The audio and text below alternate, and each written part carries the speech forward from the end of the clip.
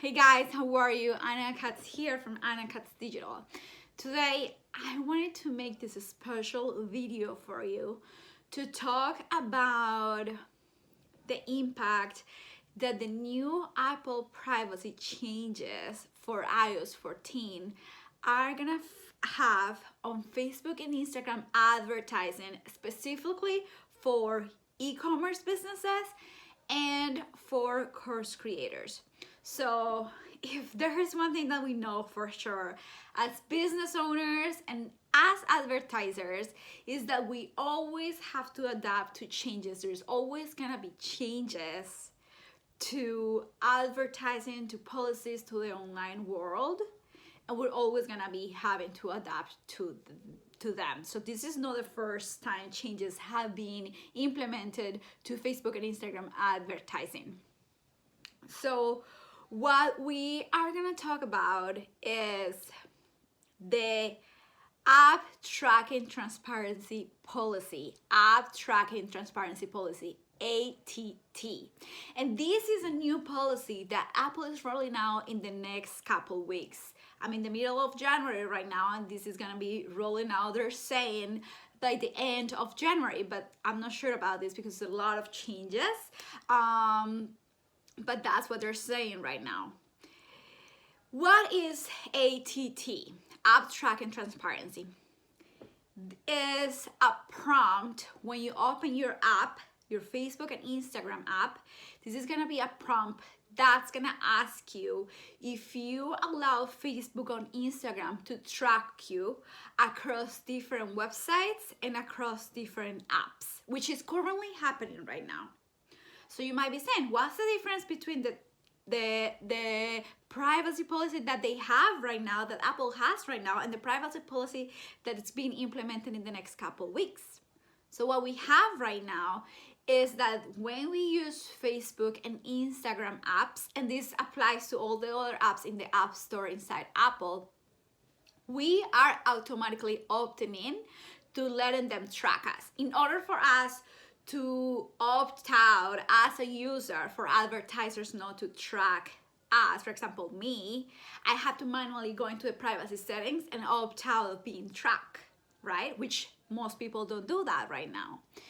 What's changing is that in the next couple weeks, when you go into your Facebook or Instagram app, you're gonna receive a prompt from Facebook where you have to opt in if you want Facebook to track you in different websites and different apps in order for them to use that data for us advertisers, right? So that's what's changing. Now you have to opt in to be able to be tracked by an advertiser. What we have right now is we all have automatically opted in by using the app, right? So in the next 2 weeks, you have to opt in. Well, what Facebook is coming out to say is they are calculating that only 1/3 of Facebook users and Instagram users, only 1/3 are gonna be opting in to be tracked by their app. Right? So this is a lot of data that they're gonna be losing and that they're not gonna be able to track in order to use it for advertisers, in order for advertisers to use it inside the Facebook and Instagram ads platforms, right? So I'm gonna be looking down a little bit because I have a lot of notes for you. So how will this affect Facebook and Instagram paid advertising for course creators and e-commerce, right?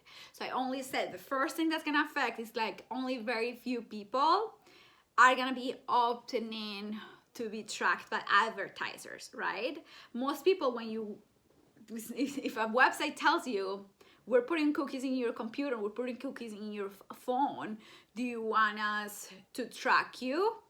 You're gonna say no, right? Because it's privacy, right?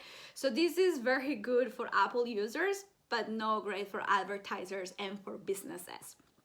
So the first thing that's gonna be affected for Facebook and Instagram advertising, the way we advertise right now, is interest-based audiences.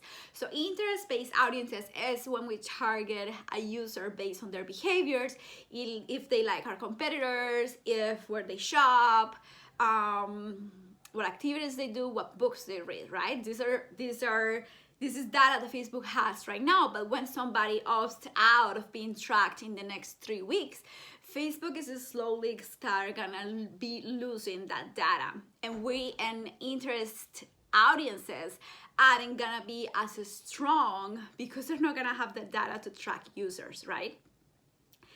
The next part that's gonna be affected is retargeting campaigns.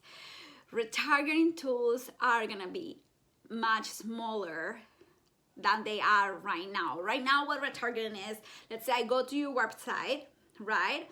If you're an e-commerce business, I add something to cart, but then I don't check out, right? And then I'm able, as an advertiser, I'm able to retarget that person and show that person that product they added to cart and have them check out.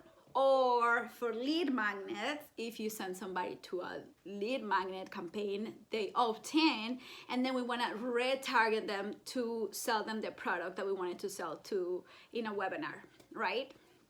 Well, the issue is when somebody opts in for my campaigns and they don't want to be tracked by Facebook or Instagram, Facebook or Instagram are still gonna have that data inside of my reporting, but I'm not gonna be able to use that data for retargeting. So I'm not gonna be able to retarget those people if they have opted out of being tracked by advertisers. So I'm gonna talk a little more about this, but this is where first-party data plays a big role right now. So if you have first-party data for your customers, and every time, for example, for a lead magnet, you can reuse the first-party data that you have for your customers to retarget them. So that's the workaround, that one. Facebook reporting and optimization. So what is Facebook reporting and optimization? Breakdown of gender, breakdown of age, and breakdown of region is going away.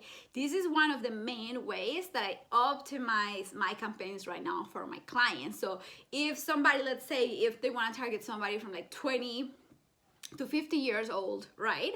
But if in 2 weeks I notice that only 30 to 40 years old ages are opting in, then I'm gonna optimize to only target those ages.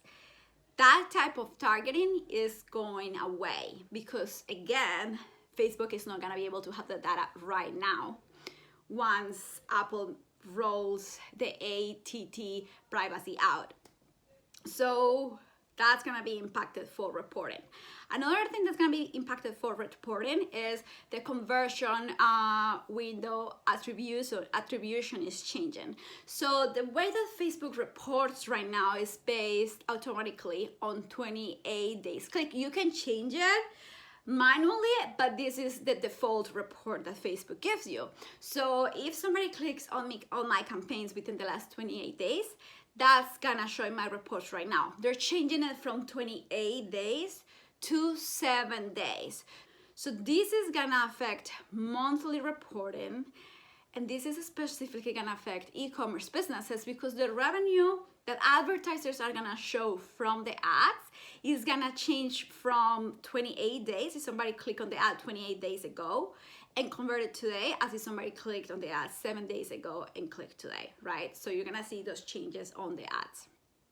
So that's what's gonna be affected right now. So I know this is a little bit too much information to process, especially if you're a business owner, not an advertiser, because you're like, okay, so what do I do? Most of my customers come from Facebook. Most of my leads come from Facebook marketing. What's there left to do? So here are a couple things that you have to keep in mind. You really have to work on getting your first party data game very strong. What do I mean by first party data? Email addresses from your customers, phone numbers, APIs where you track customer conversion data in your website. any data that you own from your users, right? This is key right now, because this way you're able to plug in that data into Facebook and target your current customers and your current audience. Lead generation campaigns are very important right now. And this doesn't only apply for course creators. This also applies if you are an e-commerce business. Please make sure, if you don't have one yet, that you have a lead generation campaign running right now where you're capturing your customers, at least your customers' emails, where you're capturing your customers' data, where you're giving them 10% off in exchange for their email, where you're giving them a free download or a free piece of content in exchange for their email. This is very important right now, because this is the type of data that you're gonna be able to use for now on Facebook ads that's gonna be more accurate than the cold targeting data that we've been using for Facebook ads, right?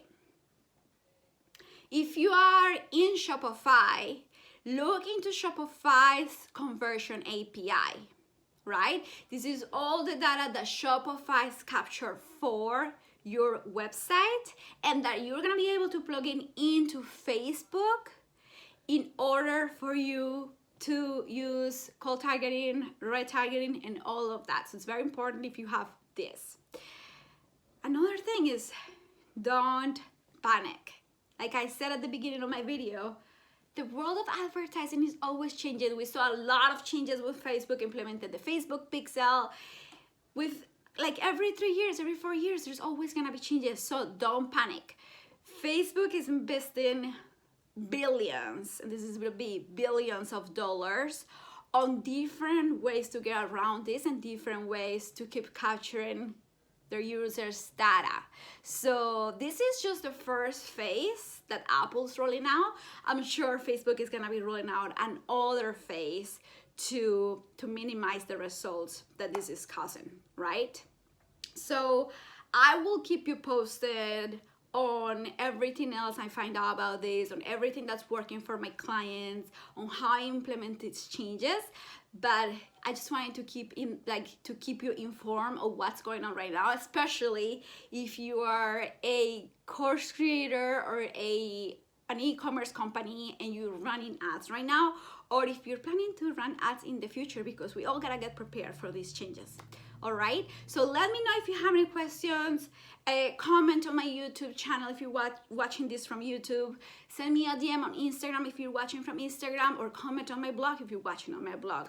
I'm Anna Katz, the owner of Anna Katz Digital. I have a digital marketing agency for Facebook and Instagram ads for e-commerce businesses and course creators. So if you have any questions about this, any thoughts you want to give me, any information that I missed, please let me know. I'm happy to help. Talk to you later.